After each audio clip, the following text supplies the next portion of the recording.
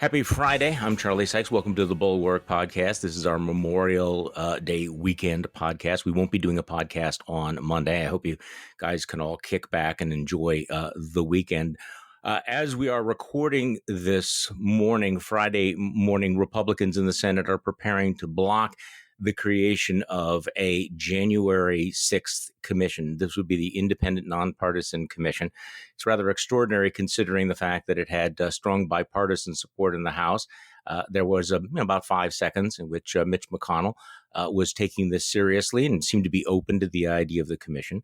But apparently has decided he's going all in trying to block it. And the reports we're getting is that he was concerned about the lobbying on Capitol by the mother of the police officer, Officer Sicknick, who died in the wake of that insurrection of the riot. He was concerned that her lobbying might sway some Republican senators to take this seriously, to actually back the blue. And so he is asking them as a personal favor. This was the report from CNN, personal favor, to vote against this. And he's making two somewhat self-contradictory arguments against the commission. You'll know this by the time you've listened to this, obviously. Number one, he doesn't think there'll be any new information, which of course is not true because we still haven't gotten into what President Trump knew and when he knew it and what he was doing during that day. But the other argument that McConnell apparently is making is this might hurt us politically. And this is all about politics because the only thing that really matters is winning the 2022 election, the midterms. And he doesn't want to be relitigating the election. Good luck with that, by the way. And he wants Republicans to be focused on beating up on the Biden administration rather than airing the dirty laundry from the Trump administration, which is about as cynical a posture as you could possibly have, putting party and partisan interests ahead of the country. But then this is Mitch McConnell. I think that, as we watch Mitch McConnell kill this commission because he kind of wants to move on and drop January 6th into the political memory hole, remember what Mitch McConnell said on the floor of the Senate in the wake of January 6th, during one of the moments when he appeared to be taking this seriously. And remember when he said that there would come a time to hold Donald Trump accountable. Well, that was then. Let's play that. President Trump is still liable for everything he did while he was in office as an ordinary citizen. Unless the statute of limitations is run, still liable for everything he did while he's in office. Didn't get away with anything yet. Yeah, well, that was then. Meanwhile, here's an indication of the fact that this is ongoing. I know that many of you think that we should ignore people like Matt Gaetz, but these people are telling us who they are on a regular basis. I'm just going to play two short clips. This is Matt Gaetz, who, of course, may end up behind bars himself by the end of this term, but he is in the process of, and I want you to listen to this, because I'm playing this for one reason and one reason only. The way in which the idea of political violence is being normalized, the way in which the idea of violence against the government is being injected into American politics. And if you don't think that Matt Gaetz and the kinds of things that Matt Gaetz is saying are not influencing Republicans, I think you are naive. These are the comments that got standing ovations from this Republican group last night. So we have two sound bites. Matt Gaetz on the Second Amendment. The internet's hall monitors out in Silicon Valley, they think they can suppress us, discourage us. Maybe if you're just a little less patriotic, maybe if you just conform to their way of thinking a little more, that you'll be allowed to participate in the digital world. Well, you know what? Silicon Valley can't cancel this movement or this rally or this congressman.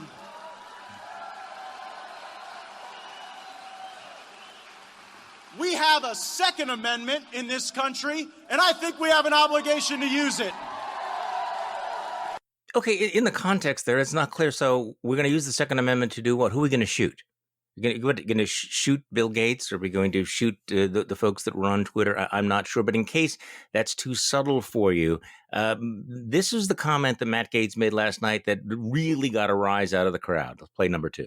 We have a Second Amendment in this country, and I think we have an obligation to use it.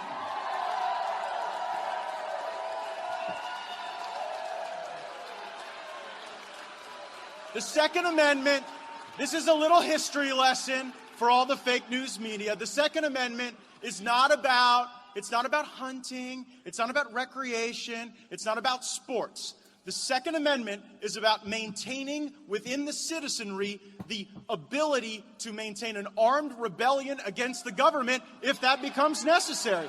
I hope it never does, but it sure is important to recognize the founding principles of this nation and to make sure that they are fully understood.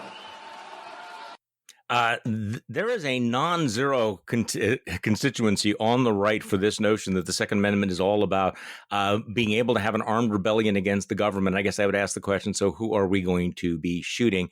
Meanwhile, we get the story in the New York Times. QAnon now as popular in the United States as some major religions. This is a survey by the Public Religion Research Institute that finds that a non-trivial 15% of Americans agree with the idea that the government, media, and financial worlds in the U.S. are controlled by a group of Satan-worshipping pedophiles who run a global child sex trafficking operation. 23% of Republicans agree with that. So that's fine. Just something to keep in mind when you go and barbecue on Memorial Day weekend. So joining us to talk about a lot of things that are going on is Jonathan Greenblatt, the executive director of the Anti-Defamation League, an outspoken crusader against anti-Semitism. So this is fine. This is completely normal America, Jonathan. It's a scary time, I got to tell you, Charlie. The QAnon being like a religion, again, that believes in the Satan-worshipping pedophilic cabal in Washington, I suppose with their Jewish space lasers and whatnot. It's just really quite alarming. Well, let me go. This was a question I had about 5 or 6, but let's go to that since we're talking about conspiracy theories.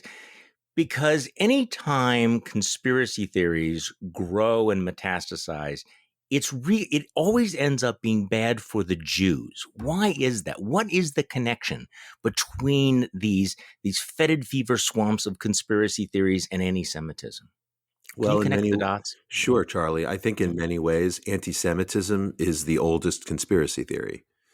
The idea that this minority of people who for 2,000 years were fairly disempowered, living in segregated slum-like conditions in communities across Europe and the Middle East, that somehow they were responsible for, take your pick, murdering the Messiah, all the world's wars, spreading plague and famine, manipulating events, controlling all the money. I mean, it was this remarkable kind of contradiction where, again, you had this very small minority which wasn't allowed to live where they wanted, work where they wanted, own land and whatnot.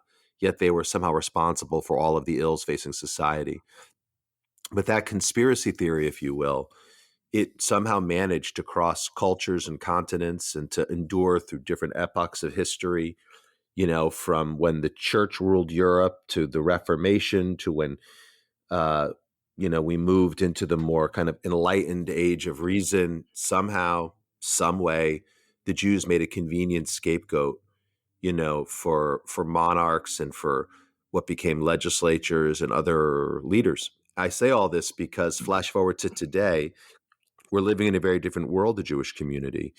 But what we have found, whether it's been in the United States or certainly in Israel, is that liberal democracy is literally the best setup for not just the Jewish people, but for all minorities. Sort of a pluralistic democracy where you're defined not by your caste, not by your race, not by who your parents might be, but instead by, what you're capable of, by right, your intrinsic abilities and your capability to achieve and excel. This, and in an environment where it's the rule of law that prevails, right? Not some despot or not some tyrant. So what we've seen throughout history is that liberal democracy is the best arrangement, particularly for the Jews in this context. But again, I would say for all minorities, which is why it's been so alarming to us in recent years, where we've seen the rule of law start to fray and unravel, where we've seen, tyrannical people try to build cults of personality, and where we've seen, again, as recently as last November and what's happening right now in Arizona and other places, people literally question the rule of law and the idea of one man, one vote. I mean, I think all of this doesn't bode well for our democracy in general, but specifically it doesn't bode well for the Jewish people. So let's talk about the term anti-Semitism, because there seems to be some misunderstanding and some debate about what constitutes anti-Semitism. There are in some cases, it's conflated with any criticism of Israel. So let's just, before we get into how bad things are right now, and they are horrifically bad, just give me your take on what is genuine anti-Semitism and what is not. So if I criticize the Netanyahu government, or I criticize Israel's policy on X, Y, or Z, that's not anti-Semitism, is it? Absolutely not. I mean, So I what is? think so. Anti-Semitism, I would describe as prejudice or discrimination against the Jewish people because they are Jewish, right? So, like racism of different sorts, it's holding an intrinsic bias against Jews for simply the crime of being Jewish. And again, it's often associated with a set of stereotypes. And I think, again, it's born out of this historical tendency to scapegoat Jews and blame them for problems because the Jews were different than, let's say, the Christians or the Muslims, who may have been the dominant group in a particular country or geographic area. So today, anti-Semitism manifests typically, and at the ADL, we look at acts of harassment, vandalism, or violence committed against Jewish individuals or institutions. Now, what I would say is that as we've historically thought about the Jewish people, and certainly in over 2,000 years, we were living as a community in diaspora, in exile. Since 1948, there's been a sovereign state of Israel, which is the Jewish state, inasmuch as it was founded as a political entity, provide a homeland for the Jewish people in their ancestral, homeland. So if, like a political entity in their ancestral homeland. Now, I do think there are some who abuse the term anti-Semitism and suggest that any criticism of Israel is anti-Semitism, but that's ridiculous. That's like saying any criticism of Saudi Arabia or Iran is Islamophobic, or any criticism of, the UK with the cross on its flag is anti-Christian. I mean, again, I think that's ridiculous. The reality is that what makes this issue a little bit complicated is that there certainly is a sophisticated set of actors who say, whoa, whoa, whoa. They used to say, Charlie, I don't like the Jewish people because they are illegitimate, because they don't belong, because they manipulate events, and so on, because they kill Christian babies. That was, the blood libel. Now, what is a reality is today there are those who say, well, I don't have a problem with the Jewish people. It's just the Jewish state that is illegitimate, the Jewish state that doesn't belong, the Jewish state that manipulates events, the Jewish state that kills Palestinian babies. And so while I would suggest that legitimate criticism of the state of Israel belongs, is a big part of the public conversation, we should be able to do that. We do that at ADL all the time. But to quote Natan Sharansky, the very famous, Soviet prisoner of conscience, when you demonize the Jewish state, when you delegitimize its very existence, when you hold it to double standards that you don't hold other countries to, that reeks of anti-Semitism. So again, to bring it back, legitimate criticism of Israel, we do it at ADL. Lots of organizations do it. Lots of politicians do it. It is part of having robust public debate.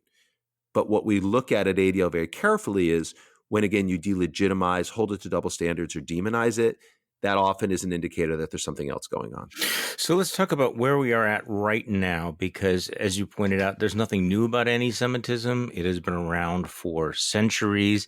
It's certainly been a part of the fabric of our lives. I remember my father, who was Jewish before World War II, was commenting on what it was like to be, try to get into an elite college as a Jew when they used to have quotas for Jews back then, and the quotas there were to not allow too many in, and so this is still part of our time. But right now, it, it feels like there is this explosion. I'm certainly not going to use the word like unprecedented, but I'm going to quote you.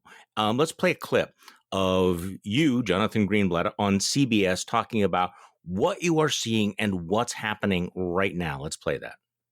I think one of the things that makes this conflict different than prior incidents is not just the breadth of the attacks, we're seeing them coast to coast, or the brutality of these attacks, they're happening in broad daylight, but to your point, the amplification effect of social media. Again, it used to be that people got information from TV. Now for young people, their news source is TikTok. And so that is really alarming. We've seen unhinged memes, we've seen inflammatory videos, and we've seen crazy conspiracy theories that are circulating through Instagram, through WhatsApp, through TikTok and Twitter, through YouTube. And I must tell you, the ADL, our center in Silicon Valley, the Center for Technology and Society, has studied this. As you said, we've seen 17,000 plus tweets using that hashtag Hitler was right. Another disgusting hashtag we saw was hashtag COVID-1948, as if the state of Israel was some disease to be eradicated, like COVID-19. We tracked a 350% increase in anti-Semitic epithets on 4chan. So across the board, and I've got to tell you this, the social media companies need to step up. Wow. I mean, when I heard that, I was like, okay, Jonathan, okay, everything you're saying is horrific and horrible. Why is this happening? And I don't mean why is there anti-Semitism? Because there's always been anti-Semitism, but why is this happening now? Well, I think, it's interesting. We've seen anti-Semitism, first and foremost, increase fairly dramatically in recent years, right? So the ADL has been tracking incidents of harassment, vandalism, and violence for more than 40 years. Literally, we have better data on anti-Jewish hate crimes than the FBI because we've been doing it longer. And I would suggest to you that whereas the numbers had been going down for about 15 years, in 2016, they shot up 34% year over year, all weighted, by the way, Charlie, to the second half of the year. In 2017, they spiked 58%. And then in 2018, while they dipped 5%, that was the year of Pittsburgh, right? The most violent anti-Semitic attack in American history. And then in 2019, they spiked up again 12%. 2019 was the highest year on record that we've ever seen in 40 years. So we expected the number to go down in 2020. We expected to drop because everyone was, in their homes and campuses were closed and businesses were shuttered and schools were, distance learning and whatnot. The reality is, Charlie, in 2020, it was still the third highest year we've ever seen. So while it dipped a little bit, it was still way larger than we expected. So I think the first thing to say about the anti-Semitism that's happening right now is we need to understand the context we're in. Is I would suggest to you that anti-Semitism had already risen to an alarming level. In part, I think it's been a bit normalized. And what I mean by that is I think both the right and the left use anti-Semitism as a political weapon, right? So I think we've seen many on the left accuse, the Trump administration and folks on the right from, for promoting anti-Semitism, even sometimes when it might not have been there. Now, to be clear, the ADL has probably been the most outspoken Jewish organization about Trump's excuse and empowerment of extremists. From Charlottesville to his equivocation there, to telling the Proud Boys to stand back and stand by, to credentialing white supremacist media at White House events. Charlie, I could go on, but there's no question that he wasn't sounding a dog whistle to these people. He was literally like using a bullhorn, and they felt empowered and emboldened under Trump. And by the way, we know that, Charlie, because we follow white supremacists and we monitor them, and they were saying we feel emboldened. So, but on the other hand, you also have the left, the political left, which I think also uses anti-Semitism, the political right, which also uses anti-Semitism as a weapon, again, like to silence any criticism of Israel. But what's happening now in recent weeks is really quite dramatic. So we've seen the ADL tracked a 75% increase in anti-Semitic incidents over a 2-week period before and after the conflict. Yeah, it's nuts. It's over 200 acts across the country. But these acts are different than what we've seen in the past, Charlie. Number one, we've seen things happening from coast to coast. spreading like wildfire. Like off the top of my head, California, Utah, Arizona, Illinois, Michigan, Ohio, New York, New Jersey, Pennsylvania, DC, Florida, South Carolina. And this is just off the top of my head. So the breadth of these attacks is stunning. And I also must say the brutality, the brazenness. So some of you and maybe you and some of your listeners, like we've seen some videos of attacks in broad daylight, of people being assaulted and left bloodied and battered on the sidewalk simply for the crime of wearing a kippah. And the people staging these attacks, they're not wearing MAGA hats. Let's be clear, right? They're not, coming out of Trump rallies. They're coming out of pro-Palestinian rallies, and they're wearing keffiyehs. And as the case in Times Square, they beat the man with a flagpole that had a Palestinian flag on it. So what's scary for Jews in this moment, Charlie, is we've seen an alarming rise of anti-Semitism that seemed to come from the extreme right. Now we're seeing a rise of anti-Semitism that's coming from, it would appear to be, supporters of Palestinian, nationalism. And some, we've been heartened to see that there have been political figures who have called this out clearly and unequivocally. And yet at the same time, some have felt the need to, again, equivocate and say, well, I'm opposed to anti-Semitism and Islamophobia and anti-Palestinian hate. Well, to be clear, we're opposed to all those things too. But in this moment, when again, Jews are being literally assaulted in broad daylight, when synagogues and kosher businesses are being vandalized, when people are being harassed in the ugliest sort of ways, it's not the time to say, well, I oppose anti-Semitism and, I don't know, xenophobia against immigrants. Or, well, I oppose anti-Semitism and, I don't know, anti-Hindu hate. Like, this is the moment to say, I oppose anti-Semitism, full stop. No equivocation, no qualification, period, end of sentence. And unfortunately, I don't think we've seen enough of that. Well, and you're describing some of the reaction of some folks on the left who were apparently a little bit uncomfortable in criticizing the anti-Semitic attacks that appeared to come from either pro-Palestinian folks or people on the left, because it's easy in our tribal society, if you're a progressive, to talk about Charlottesville and the alt-right and everything, but it's much more uncomfortable to talk about it if it's perceived to be coming from your quote your own side. And it kind of had a little bit of a vibe, that whole all lives matter. It was like during the Black Lives Matter, people said all lives matter. I got that same vibe from some of the progressives who were not able to condemn, anti-Jewish violence. It became, we condemn all violence against all groups. It kind of had that vibe, didn't it? I couldn't agree more. I could not agree more. And I think, look, again, Natan Sharansky said this to me a few years ago. He said, when you call it anti-Semitism, you need to have the courage to call it out when it happens among your own tribe. He said, so I'm more right-wing, he identified himself. I need to call out people on the right who do it. And you, Jonathan, are more left-wing, as he described to me. You need to call it out when it happens from people on the left.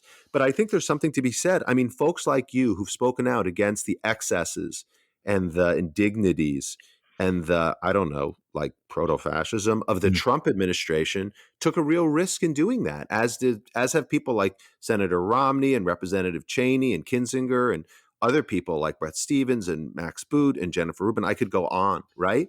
But that kind of strength of character, that kind of fortitude is what we need in these moments when our democracy is tested and when our morality is tested. And so by the same token, I expect every single leader on the left, every single person who believes in a two-state solution or Palestinian nationalism, and by the way, that includes me, because I believe in a two-state solution, to still have the courage of our character to say, and the fortitude to say, you know what, while I believe in that, anyone who thinks that it's activism to brutalize Jewish people, to drive through a Jewish neighborhood in Los Angeles with a megaphone saying, this happened in London, we're going to rape your women, we're going to rape and kill your daughters.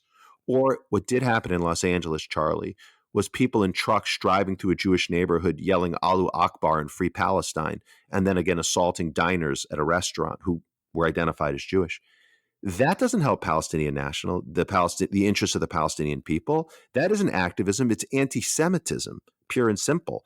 It's hate, full stop, and it needs to be shut down. So I think it's just critical in these times. It may not be politically easy, but when it counts, You got to have the courage to call out your own family, your own friends, your own tribesmen when they exhibit the hallmarks of hate.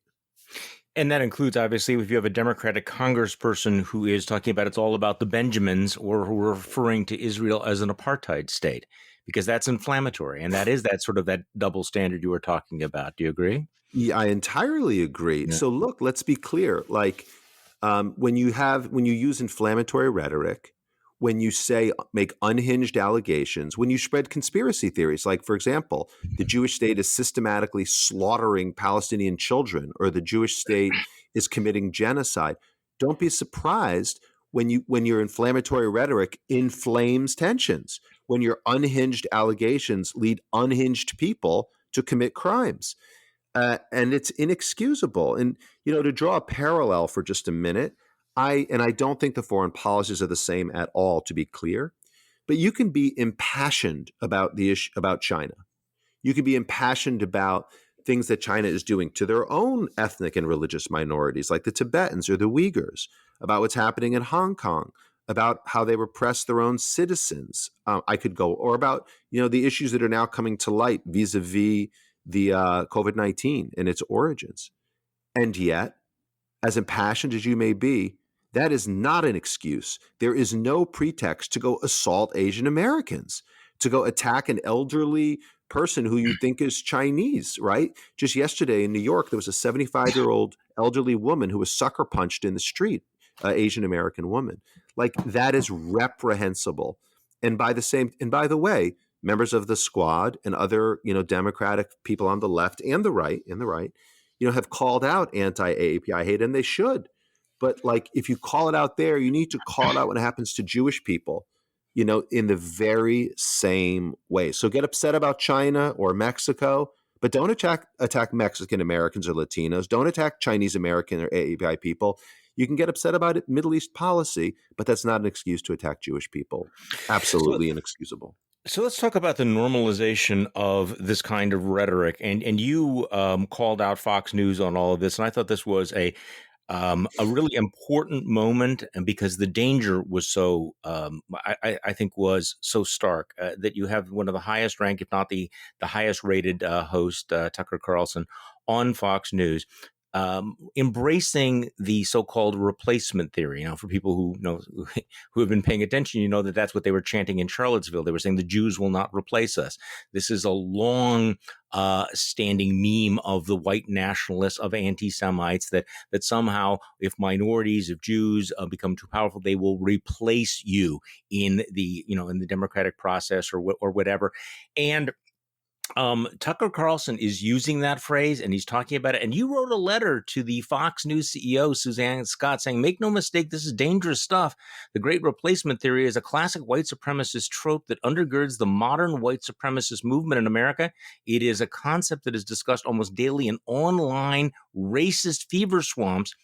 And now it is being discussed on Fox News, which, as we know, is the beating heart of the right wing right now.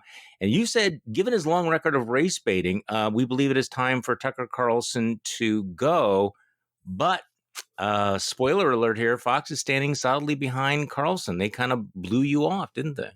Well, look, ADL has known the Murdoch family for a long time. My predecessor was very close to Rupert Murdoch.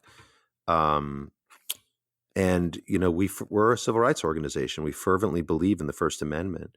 But I think Fox has to make a decision about what voices it chooses to kind of elevate and privilege.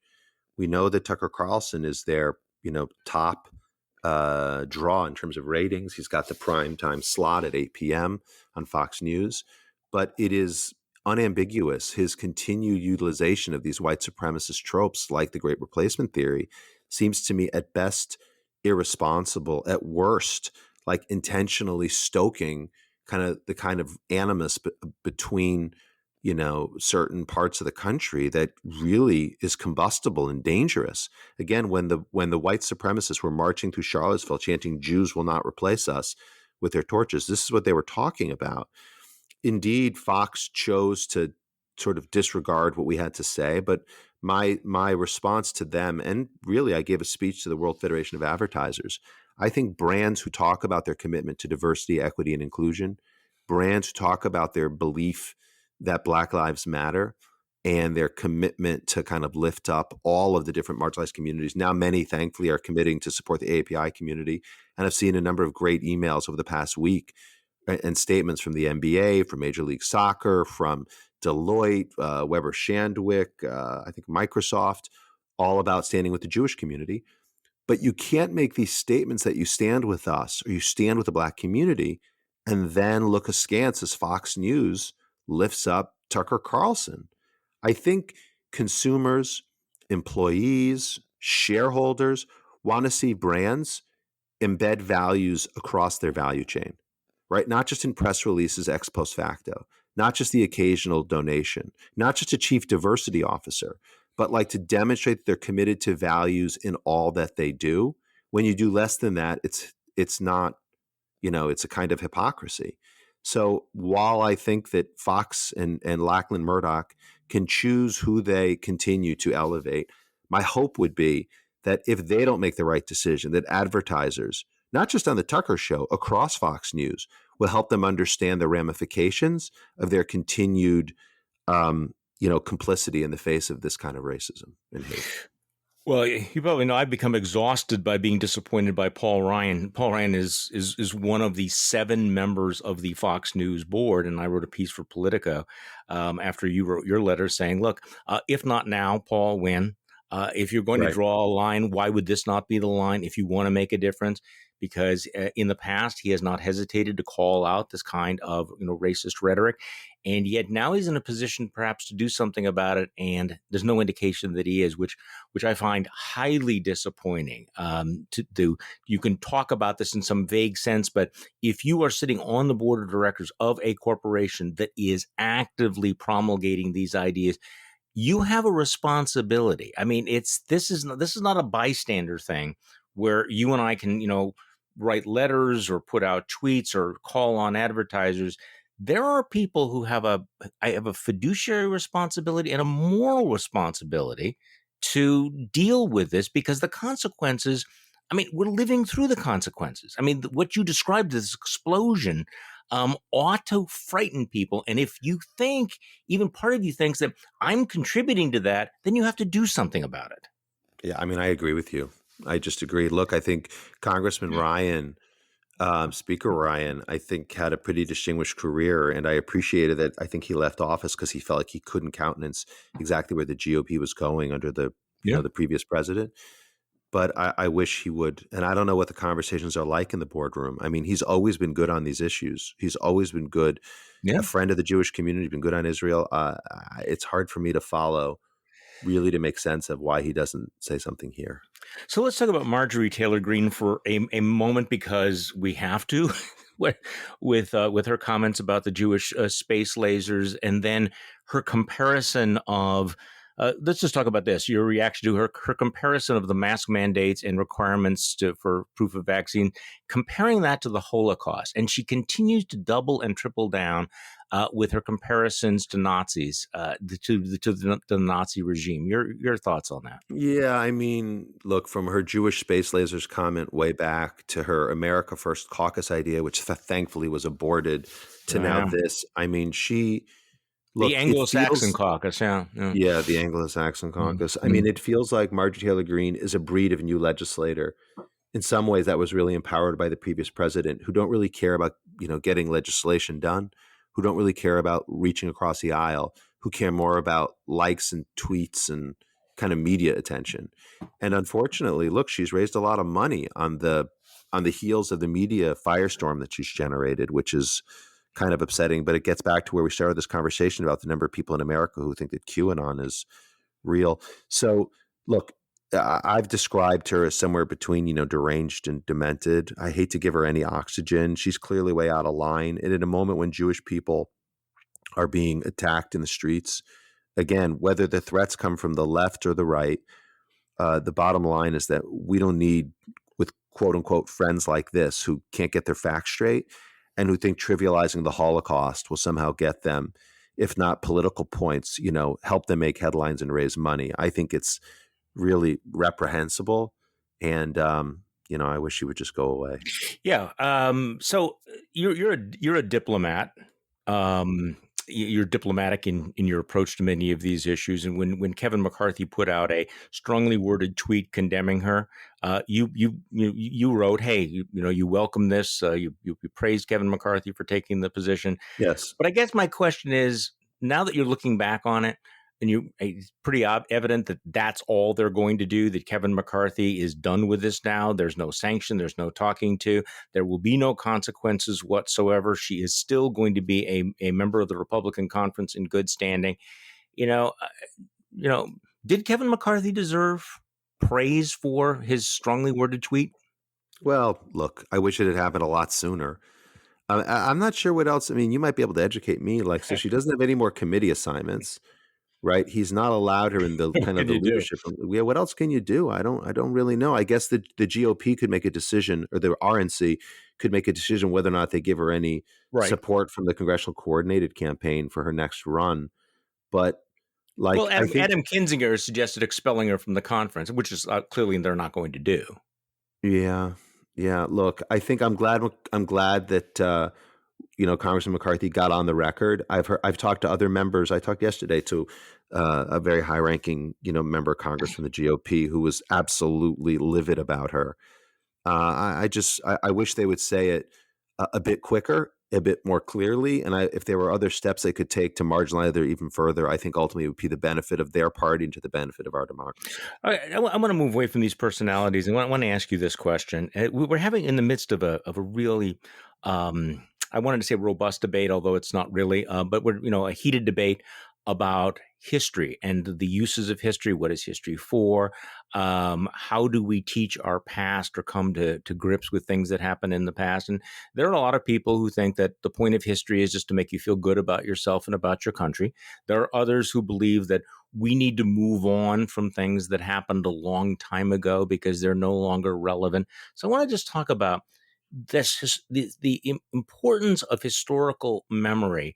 Because we understand why it would be important for, say, Germany to acknowledge, as it did, I think, today or yesterday, its atrocities in Namibia, or the Biden administration finally acknowledging the Armenian genocide. Just talk to me a little bit about the importance of acknowledging that history for people who think the past is the past. We shouldn't dwell on it. We shouldn't hold anybody responsible for it. Look, I think, past is prologue, and those who don't understand, the lessons of history are doomed to repeat them, right? I think probably not getting that exactly verbatim, That's pretty but I mean, close. I think as we contemplate the Holocaust, we need to do so not just as some, abstract moment in time or something that happened, but make sure again its lessons are applied today. I think this has a lot of relevance. Again, I don't like it when people trivialize the Holocaust, like Marjorie Taylor Greene. But on the other hand, trying to understand that, for example, laws that disenfranchise a specific class of people, like, are deeply dangerous to our democracy. And we've seen other liberal democracies that unravel in this way. Or another example would be, how you treat migrants on the border. Yeah, right. Like, again, I'm not saying that those were concentration camps, like the death camp where my grandfather's relatives were all incinerated. It's not the same. On the other hand, we need to appreciate that even inside a one-for-one correspondence, there are echoes that we need to pay attention to. Because again, these are the insights that we draw from these historical moments. So whether it's the Holocaust or the Great Depression or the Civil War, we can't expect something to be exactly the same as it was before, but that doesn't mean that we shouldn't learn from it. And I think we're really derelict of our duty as citizens if we simply ignore these things because they don't fit neatly into the box that we like. So That's well put. Yeah. yeah, it's That's well deeply put. important. So in that cut I played from CBS, the thing that was most shocking to me was when you said that there were like 17,000 tweets that used Mhm. the phrase Hitler was right, which is breathtaking. And then you said the social media companies needed to step up. So I guess let's end with where do we go from here? It's alarming. It's horrible. But so what do you want the social media companies to do about Well, this? the ADL, when I came to ADL in 2015, I mean, I could see back then that the front line in fighting hate wasn't really our college campuses, although that's a challenge for sure. It wasn't really like, again, even the public, public places. The front line on fighting hate was really Facebook. So ADL opened a shop in Silicon Valley. Our Center for Technology and Society is staffed with people that I recruited from the industry. I mean, I used to work in the industry. Like before I was running ADL, and I was in government before this, right? I worked in the West Wing, but I was building and scaling and selling technology companies. So I've raised money on Sand Hill Road, hired engineers, and I deeply believe that, Silicon Valley has changed the way that we shop, the way that we socialize, the way that we seek companionship, the way that we live our lives. And the pace of innovation, Charlie, is so great. Like we can't wait for, octogenarian members of Congress or members of the Senate to keep up with it, forget about it, right? They can't tell us anything about quantum computing, right? Or natural language processing, for goodness sakes. That's a fair So, guess. yeah. So like the person who runs our shop in Silicon Valley, I didn't hire him from the nonprofit world. I recruited him out of Reddit. I mean, he was a VP of product revenue at Reddit, one of the largest, social platforms.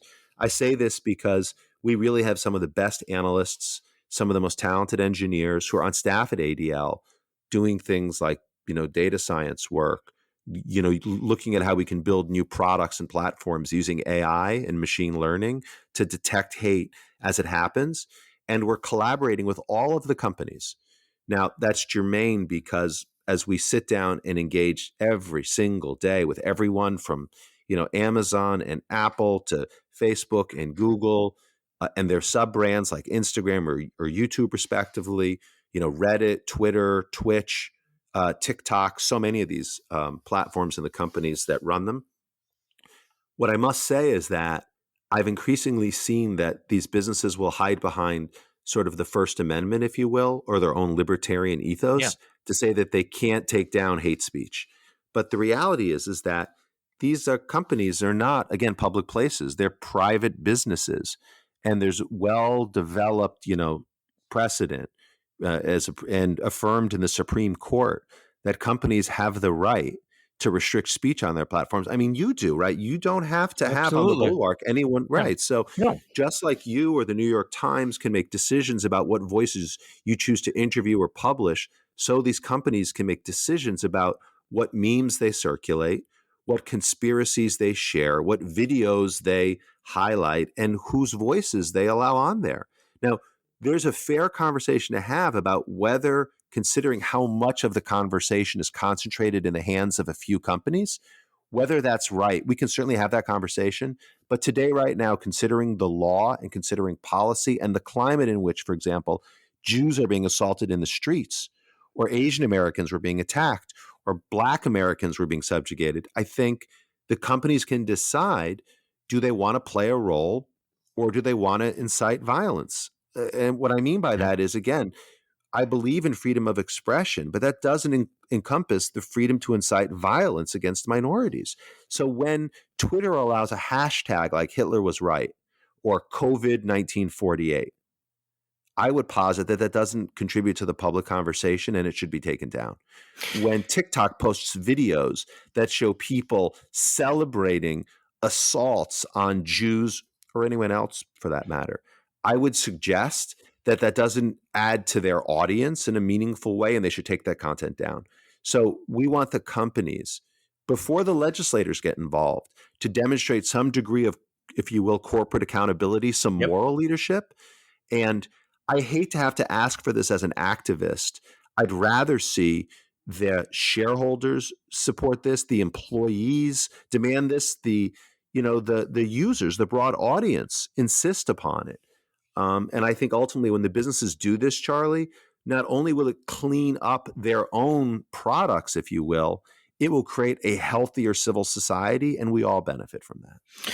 And that gets back to the discussion we had about responsibility. And unfortunately, my fellow conservatives used to understand that rights were always balanced with responsibility, and I think many of them have forgotten that.